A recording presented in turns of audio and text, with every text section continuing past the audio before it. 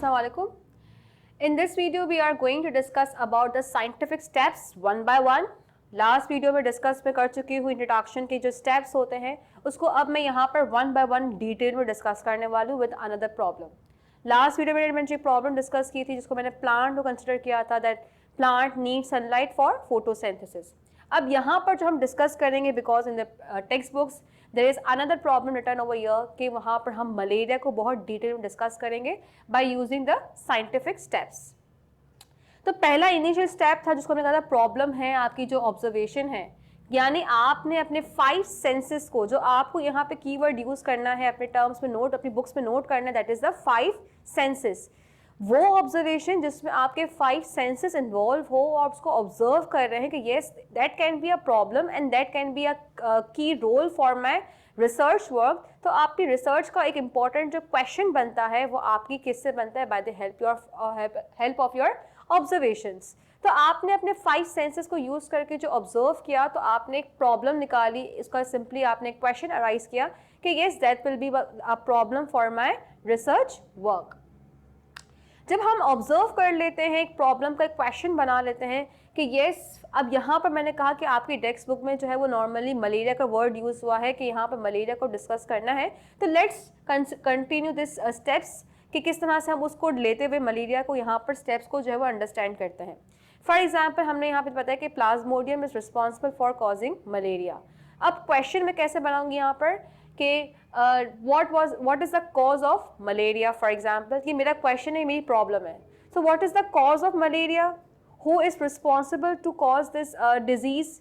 तो मैंने यहाँ पर ये मेरा क्वेश्चन बन गया by the help of my sense using senses. मैंने ऑब्जर्व किया कि इस पेशेंट को ये प्रॉब्लम है, ये सिम्टम्स है, तो उसके अंदर ऐसा क्या हुआ है जो ये प्रॉब्लम फेस कर रहा है. तो ये मेरी ऑब्जर्वेशन हो गई. अब नाउ हाइपोथेसिस. अब मैं चाह रही हूँ कि मैं इस ऑब्जर्वेशन जो मैंने बनाई क्वेश्चन बनाया मैं उसको टेस्ट करना चाह रही हूँ, पर बिफोर टेस्टिंग मैं वहाँ पर एक स्टेटमेंट बनाऊंगी जिसको हम कहते हैं hypothesis. So what is hypothesis. So let's have a look on the definition of hypothesis. The intelligent gas in the form of statement. एक आपका इंटेलिजेंट गैस होता है, इंटेलिजेंट एक आप कह सकते हैं मेरा आइडिया है कि येस इसको मैंने स्टेटमेंट की फॉर्म में लिख दिया तो यह कहा जाता है हाइपोथेसिस. कि जो मेरी प्रॉब्लम थी इसको मैंने किस में फॉर्म में लिख दिया, हाइपोथेसिस की फॉर्म में लिख दिया. तो मैंने फॉर एग्जांपल जो अकॉर्डिंग मैं कंटिन्यू करती हूँ उस एग्जांपल को कि plasmodium is the cause of malaria. कि जो प्लाज्मोडियम है वो कॉज है मलेरिया का. What is Plasmodium. Plasmodium virus है जो कॉज करता है मलेरिया को. तो मैंने कहा yes Plasmodium is the cause of malaria. तो ये मेरा हाइपोथेसिस बन गया. अब अगर मेरे को जाना डायरेक्ट टेस्टिंग पे तो मैं डायरेक्ट टेस्ट स्टार्ट कर सकती हूँ, या अगर टेस्टिंग नहीं भी करनी तो मैं रीजनिंग पे भी जा सकती हूँ. ये एक नया एक हमने कहा था ये आप पे डिपेंड करते हैं कि आप ये स्टेप और ऐड कर सकते हैं दैट इज रीजनिंग. यहाँ पर होती है induction and deduction. Inductive reasoning, deductive reasoning, दो बुक्स में दो टर्म्स मिलती हैं आपको. अगर आप कोई पॉइंट उस स्टेटमेंट पे ऐड कर रहे हैं तो वो होता है इंडक्टिव रीजनिंग. कि आप चाह रहे हैं कि मैं इसमें कोई और पॉइंट्स भी ऐड कर दूं कि यार ये सिम्टम हो सकता है उस मलेरिया का, ये कुछ हो सकता है. वो टोटली डिपेंड करता है आप पर कि अगर आप उस पर जो है वो पॉइंट्स ऐड कर रहे हैं. अगर आप चाहते हैं कि आप पॉइंट्स ऐड नहीं करना चाह रहे हैं, डिलीट करना चाह रहे हैं, तो आप कर देंगे डिडक्टिव रीजनिंग या डिडक्शन. तो इस पॉइंट पे ये आप it's come totally up to you कि आप इस पॉइंट को ऐड करें, स्टेप को ऐड करें या ना करें, ये डिपेंड करता है आप पर. तो मैं चाह रही हूँ कि जो मैंने बनाई थी अपनी स्टेटमेंट कि plasmodium is the cause of malaria, तो अब मैं आ गई हूँ उसके लिए एक्सपेरिमेंट पे. जब आप एक्सपेरिमेंट स्टार्ट करते हैं तो आपको 2 इंपॉर्टेंट पॉइंट्स को याद करना है, 2 इंपॉर्टेंट वर्ड्स को जो है वो देखना है that is the control group and experimental group. यानी जब आप एक्सपेरिमेंट करेंगे तो आपको 2 ग्रुप्स बनाने जरूरी है that is control group and experimental group. अब फॉर एग्जाम्पल मेरी प्रॉब्लम थी कि मलेरिया है कि plasmodium is the cause of malaria. अब मैं चेक करना चाह रही हूँ कि उस पेशेंट्स के अंदर मलेरिया प्रेजेंट प्लाज्मोडियम प्रेजेंट है या नहीं है.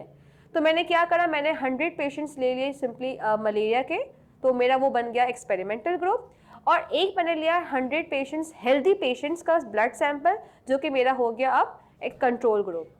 तो आपको यहाँ बहुत कॉमनली क्लियरली समझ भी आ गया होगा कंट्रोल ग्रुप और एक्सपेरिमेंटल ग्रुप में डिफरेंस क्या है. अगर आप हेल्दी पेशेंट को लेंगे तो वो आपका हो जाएगा कंट्रोल ग्रुप. जो आप अफेक्टेड पीपल को ले रहे हैं, जो पेशेंट्स को अगर आप ले रहे हैं, वो हो जाएगा आपका एक्सपेरिमेंटल ग्रुप. तो मैंने यहाँ पर यही किया कि I have taken 100 samples, 100 blood samples of a healthy group and 100 blood samples of the affected people या मलेरिया पेशेंट का ले लिया मैंने, ठीक है। तो अब मैंने दो ग्रुप्स यहाँ पर देख लिए हैं, दोनों की टेस्टिंग करूंगी, दोनों को मैं यहाँ पे ब्लड टेस्ट ले रही हूँ और दोनों के ब्लड टेस्ट लेने के बाद मैं अब उसमें क्या करूंगी, टेस्टिंग के बाद मैं उसको डायग्नोस करूंगी कि उस ब्लड सैंपल के अंदर वेदर प्लाज्मोडियम प्रेजेंट है या नहीं है, by the help of the microscope और by the help of different technology. तो अब मेरे यहाँ पे जब दो ग्रुप्स बन चुके हैं, अब मेरा पर जब रिजल्ट आ रहा है, अब फॉर एग्जाम्पल मेरा रिजल्ट आया है कि yes in affected or patients, the malarial patients in which the blood samples contain plasmodium, while the healthy patients in which the blood samples doesn't contain plasmodium. तो मैंने यहाँ पे सिंपली कंक्लूड कर दिया, ये मेरे पास रिजल्ट आ गए after the research work, after the laboratory test जो मैंने टेस्टिंग की, तो मेरे पास ये रिजल्ट्स आ चुके हैं कि हेल्दी पेशेंट के पास क्या है, मलेरिया में प्लाज्मोडियम प्रेजेंट था अफेक्टेड के पास, और जो अनअफेक्टेड थे उनके पास प्लाज्मोडियम उनके ब्लड सैंपल में नहीं था। तो अब मैं क्या करूंगी, इसका कंक्लूजन बनाऊंगी, कंप्लीट डिस्कशन करूंगी उसके अंदर कि when I collect that samples from the malaria patients, so when I found under that microscope, under the technology resources, so I have found out that yes, in the malaria patients contain the blood samples contain the plasmodium, while the healthy persons in which the blood samples doesn't contain the plasmodium.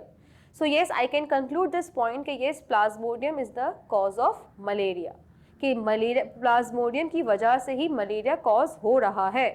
तो ये मेरा क्या बन गया, conclusion बन गया। तो इस तरह से आप किसी भी प्रॉब्लम को ले सकते हैं, क्वेश्चन ले सकते हैं और उसकी पॉसिबल एक्सप्लेनेशन आप दे सकते हैं bye the help of this experiment. तो एक्सपेरिमेंट बहुत बड़ा यहाँ पे मैं कहूँगी मेजर एक स्टेप होता है जहाँ पर आपको आपके रिजल्ट्स मिलते हैं और नहीं भी मिल सकते हैं। It depends up to you कि आप कौन सा रिसोर्स ले रहे हैं। Thank you so much. अल्लाह हाफिज़।